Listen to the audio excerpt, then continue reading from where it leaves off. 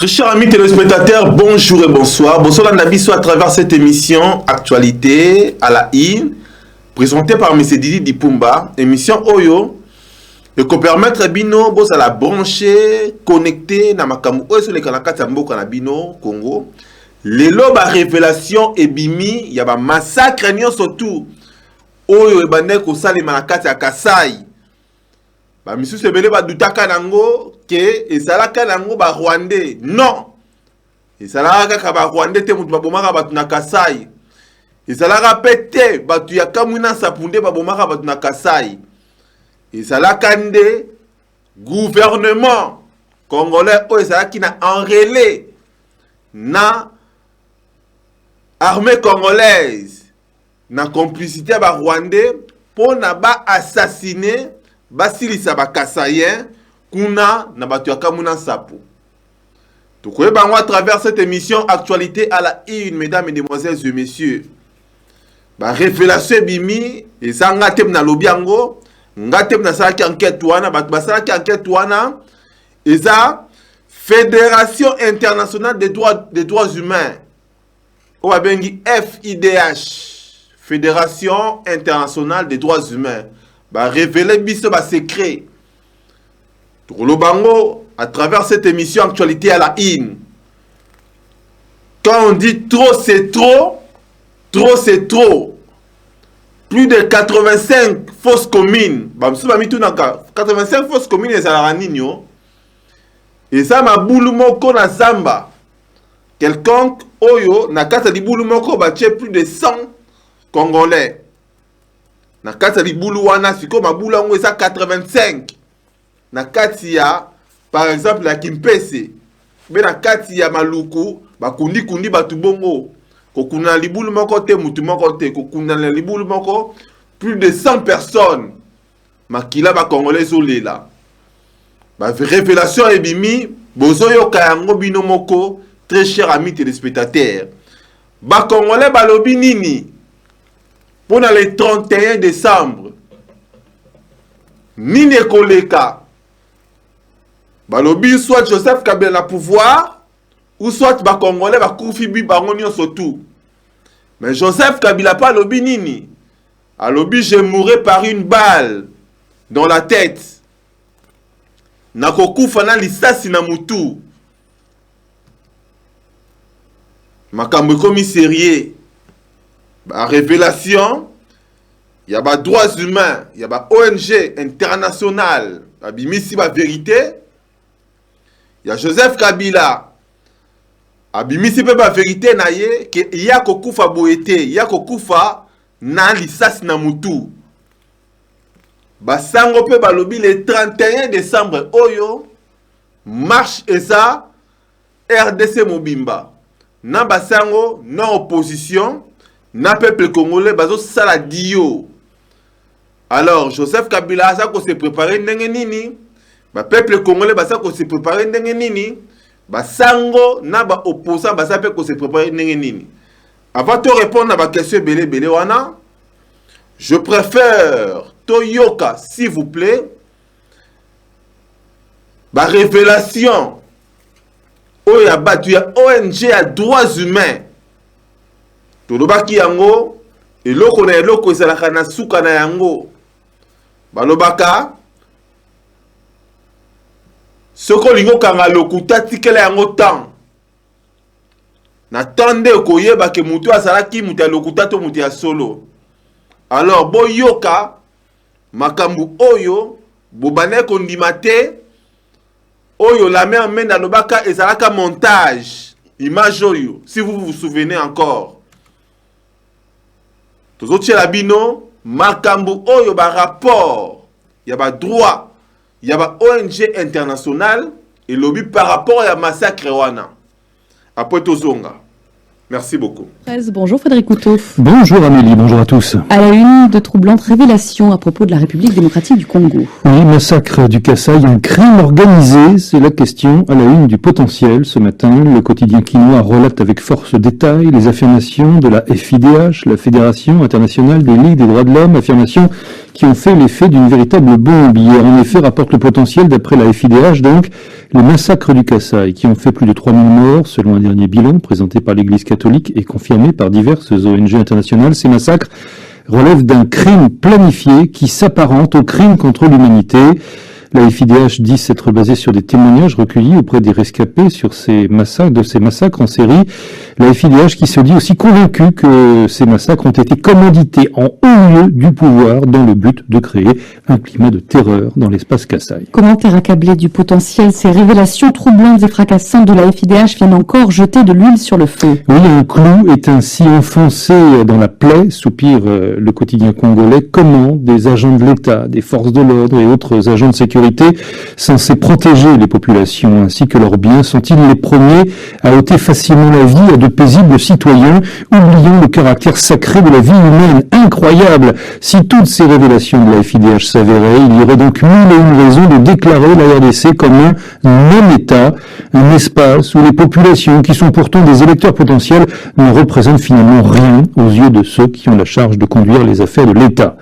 Pour Casse-Info, site congolais d'information, il s'agit là du rapport de trop dans le dos des autorités congolaises, un rapport accablant. En effet, pointe Afrique Arabia, les témoignages recueillis par la FIDH démontrent enfin que les autorités congolaises étaient informées en permanence de ce qui se passait dans les Kasaï et des exactions commises par leurs propres troupes. Afrique Arabia qui rappelle que Kinshasa avait d'ailleurs saisi l'opportunité des violences au Kasaï pour retarder l'enregistrement des électeurs et reporter pour la seconde fois l'élection présidentielle, alors que le mandat du président Kabila s'était achevé le 19 décembre 2016, un prétexte qui permet à Joseph Kabila, conclut Afrique Arabia, de s'accrocher au pouvoir. À ce rapport de la FIDH s'ajoute l'enquête menée par RFI et l'agence Reuters, enquête dévoilée hier. Oui, enquête qui montre qu'au moins 3 agents de l'État congolais sont directement impliqués dans l'organisation de la mission qui a coûté la vie aux 2 experts de l'ONU en mars dernier. Ces agents ont inspiré à Michael Sharp et à Zaïda Catalan ce déplacement et leur ont fourni les moyens matériels et humains pour se rendre à Boukoundé.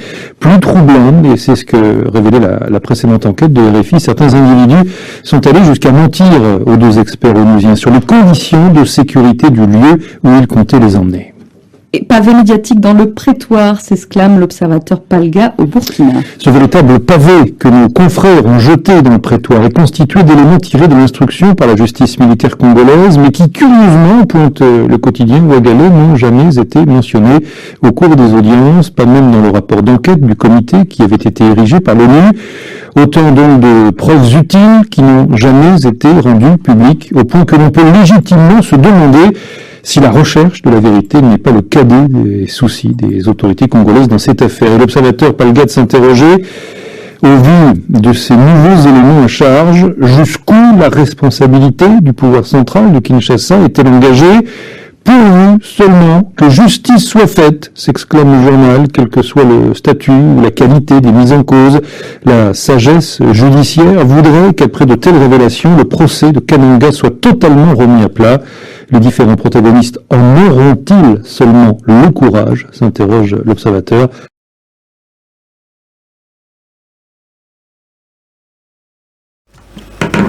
Plus de 3 millions de personnes, 3 millions de Congolais ont été tués dans le massacre wana. Alors, tout ce qui est pour comprendre nini o elekaka na kati ya ba massacre ya Kasai. Kamwina Sapu, Kamwina Sapu yo le vrai. Alors, Kamwina Sapu oyo azalaki chef coutumier na kati ya Kasai, gouvernement esengaki ezwa mabele ya Kasai. Alors, pour mabele esengaki peuple nyo surtout population est dégagée et tika territoire wana vide. Alors, Yeloko Lazali, chef coutumier, il fallait que ça la opération wana. Nous on est un docteur, attend la poto, à quoi qu'on dit maté que peuple na ye akoki kondima te ke bakongolais bandeko na ye ya sang ya makila surtout bakasayen babengana bango kaka boye. Alors asantetaki atiaki mutu makasi batindi batu baboma ye bato yango banani bato ya gouvernement oyo basalaki cité na kati ya dossier wana bokaki mwa bavoix bavos oyo ebandaki kocircule na kati ya bareseaux sociaux comme quoi Clément Kankou azalaki moko ya bato oyo basorganizaki mpona baboma Kamuna Nsapu oyo bozomona. Boyebi lisusu bato bazalaki cité neti Bochab professeur Mobimba professeur Bochab oyo pe azalaki cité ke baboma bato wana. Bomonaki photo oyo elekaki ndenge bazoboma mama bauti bilanga batire ba mama na tina ba sexe na bango muta kufi bazotire na ba sexe bato bamususu balobaki ke ezalaki bamakamu o ba monter boye ba ke même la mère Mende oyo alobaki ke ezali ba image moko monté par ba combattants monté par batu ya Moïse Katumbi. Il faut pas commencer na makamu, il faut toujours qu'on se rappelaka. Na dossier wana Kamuna Nsapu, batu balobi ke ezalaki batu ya Kamuna Nsapu nde banda babomaki ba expert oya oni oyo.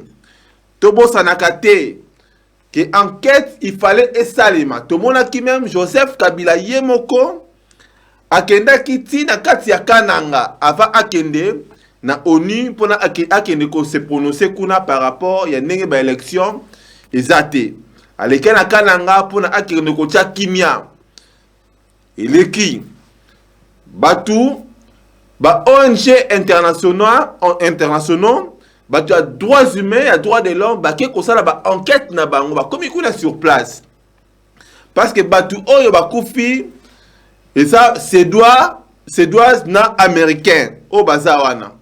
Alors Batouana, le kola basa ba membre ya ONU, ba bumi bango, isengala ki siko kino bata ONU ba ya kosala ba enquête et batu ya États-Unis ba américain ba ya kosala ba enquête na place o ba bumaki Batouana mi balé.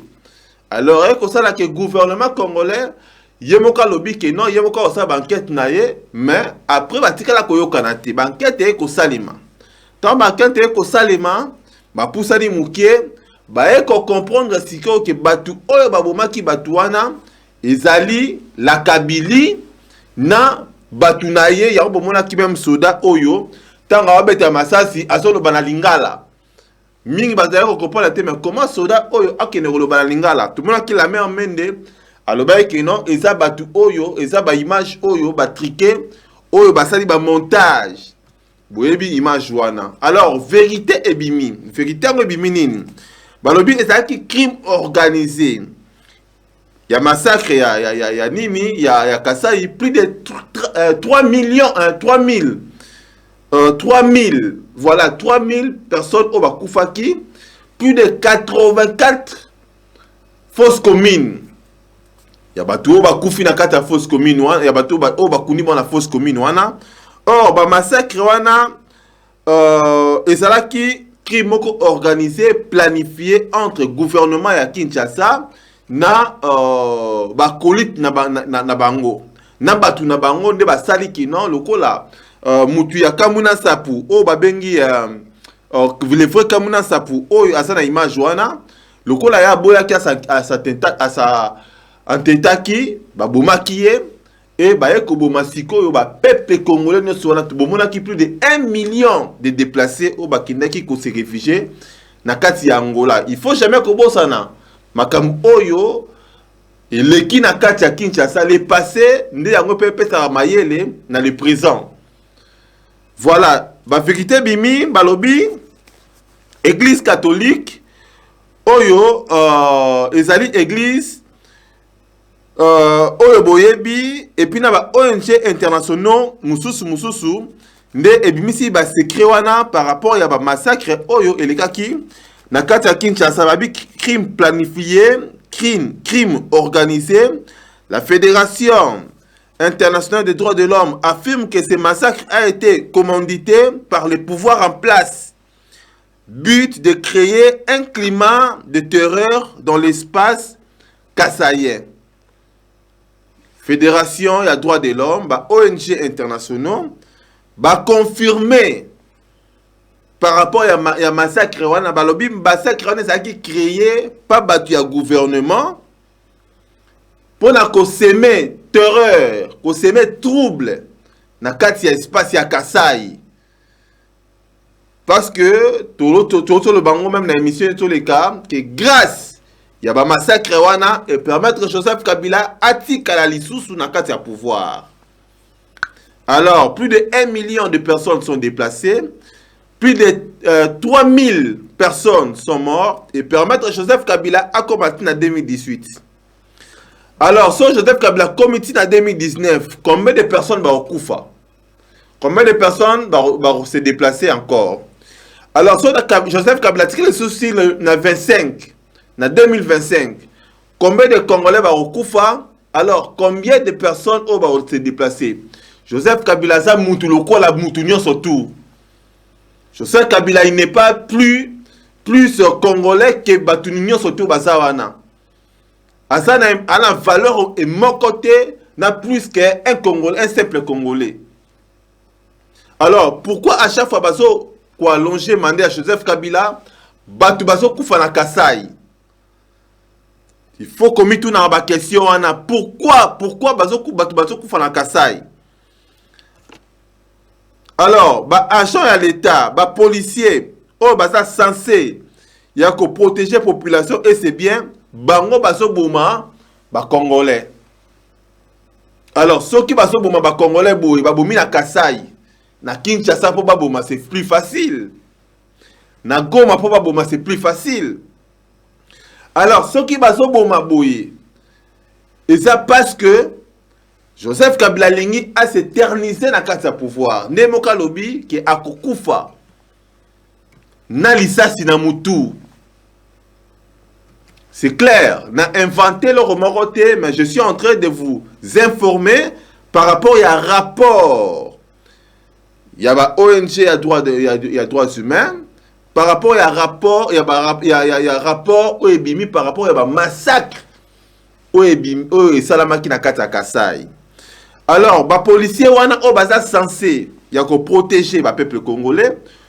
Les soldats o baza censé il y a que protéger bien le peuple congolais, mais ils sont là pour tirer sur des gens gratuitement. Alors, na makambu boye, Congolais balobate parce que bazo banga. Na makambu boye, bo dénoncer parce que bazo banga. Na fois o boyo kiwana. Est-ce que boyo ki me se dit diplôme muta confirmé ango? Est-ce que boyo ki me se dit diplôme muta confirmé ango? Ezaba mindele à droit de l'homme wana ndel basali ba enquête na kati ya Kasai par rapport à bateau baboma qui ba désespère wana. Balobi, il y a 3 agents, il y a gouvernement, nomba s'impliqua qui pour la baboma, expert wana. Est-ce que beaucoup que c'est monsieur dit pour mon talobi yango, mais il y a un rapport, il y a droit, il y a ONG internationaux. Alors, chers amis téléspectateurs, ONG a affirmé que les autorités congolaises étaient informées en permanence de ce qui s'est passé au Kasai. Autorité, oyoboyebi na kata gouvernement wana qui informé en permanence que voilà tout rotobomi boye, tout rotobomi tel combien autant de personnes, tout rotozi qui si bavanda kutel, tout roto saliboy, opération wana balobi yango na ba ONG wana ba confirmer yango que la Kabylie, que le gouvernement congolais ba na koyiba masolo wana. Alors, ceux qui sont boma ba Congolais boué, et bongo yo ndeko na nga olingi côté les maté, ba boma bino combien de fois? Ceux qui yo lingi au télématé, mais ba boma ba ndeko na yo kuna na Shaba, ba boma ndeko na kuna na ba Congo, et sengeli Congolais ne surtout à téléma. Batu o ba trahir, c'est la haute trahison. Oyo ba autorité congolaise on a ba sali. Ils vont payer, ba refouter yango un jour. Comme plus de 3 millions pardon, 3000 personnes gratuitement au basali le remoroté pour na ba intérêt à ba occidentaux au ba découvrir ba miel, ba minéraux na sous-sol ya Kasai koboma bande ko na yo ko benga na bango gratuitement na kata territoire na bango pour ba ke ne ko se réfugier na Angola. C'est quelque chose à condamner et à dénoncer. Les lois batu misusu o baso comprendre te baso loba a mboka wane se kei mboka nano ekete mboka eza na maboka ya ba congolais mais mboka yango elinge kende pona ba miette oyo baso pesa ba congolais voilà ndenge ba congolais baso teka mboka. Souvenez-vous na lisolo ya les corbeaux et les renards. Corbeau likola nzete renard na se. Renard a solo bana corbeau maloba sukali.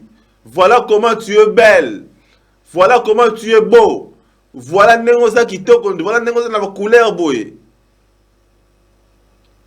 Kaka pona tango corbeau ako sekama mukie.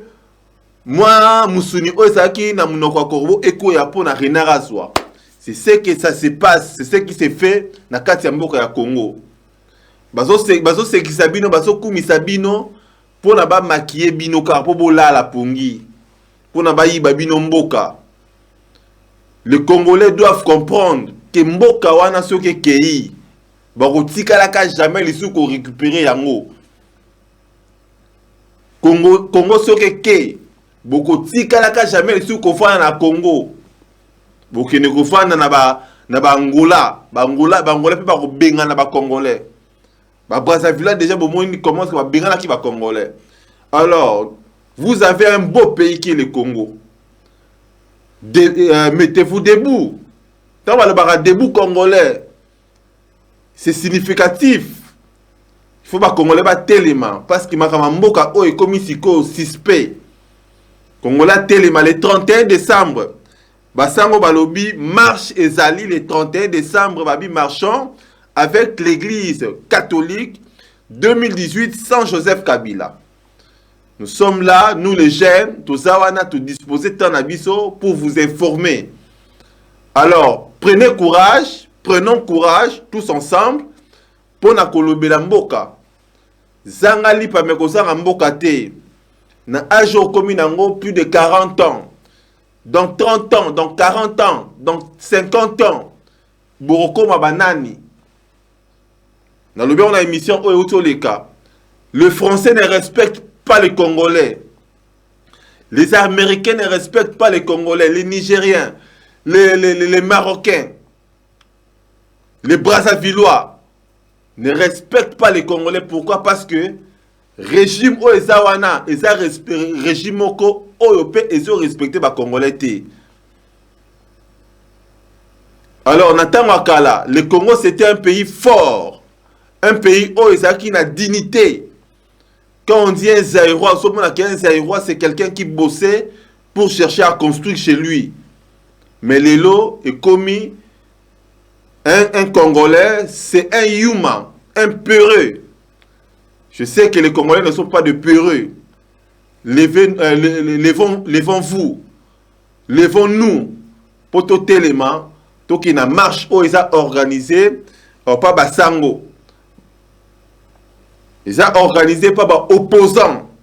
Ils ont organisé pas peuple congolais.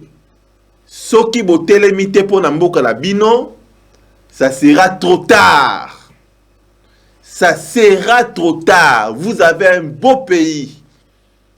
C'est un pays où on retrouve du colbane. On retrouve des minéraux, des différents minéraux. On retrouve des cuivres. Oh, lelo, na Katia France. Bazo ko s'en servir na cuivre. Ya Katanga. Ko s'en servir na diamant. Ya Mbujimai. Le Congo, c'est un beau pays. Vous, les Congolais, vous avez un beau pays. Il faut botter les mains. Mettez-vous debout, s'il vous plaît. Botter les mains. Parce que Ezambo Kanabino, ce que Kei, et Kei, j'insiste encore, que marche ça le 31 décembre. Vous êtes obligé à Kosalawana sur place, vous qui êtes là-bas à Kinshasa. Vous qui êtes à Kinshasa, vous devez vous lever, botter les mabok et na marche wana. Parce que marche wana, c'est sa solution. Mais marche wana, c'est pacifique. Ils appellent quelque chose oyo et qu'on lance à la face du monde que le peuple congolais va télémi. Oyo peut avoir la stratégie à malam ya koya pour na ko sala axe mokoboy opération mokoboy et cause positif na intérêt à peuple congolais sala yango. Merci beaucoup chers amis téléspectateurs de Congo France. Tout ça là qui wana to lobeli makambu ya mboka. Ba révélation oyo ce n'est pas mais c'est Didi Dipou madame tabimisi yango. La révélation Oyo, ce sont les ONG internationaux de la mission. Et c'est aussi Moko ya batu ya droits de l'homme ou bengi Fédération internationale des droits de l'homme. La fédération wana où ils a constitué na ONG et belé ne yango esali ba enquête et bimisi ba makamunyo soana oyo ba massacre ya Kasai. Merci beaucoup, chers amis téléspectateurs de Congo France. Tout comme dans le moment Moko Oyo et c'est les Congolais à sa conscience. Parce que Mboka Naye et Zokende Mabé. Merci beaucoup, au revoir. On ne peut pas encourager ça. Soki Kabila a réussi pour le 19 Bandekobo Landanga bien. Tokonyata Manamboko comme jamais. Aujourd'hui, le vrai sujet, c'est le sujet du développement de l'Afrique, mais d'un développement en termes d'infrastructure énergétique.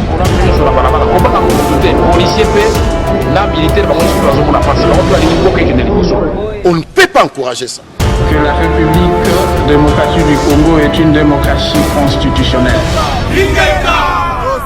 Les musiciens congolais va rejoindre résistance combat. Donc de la vision tout ensemble et colonne.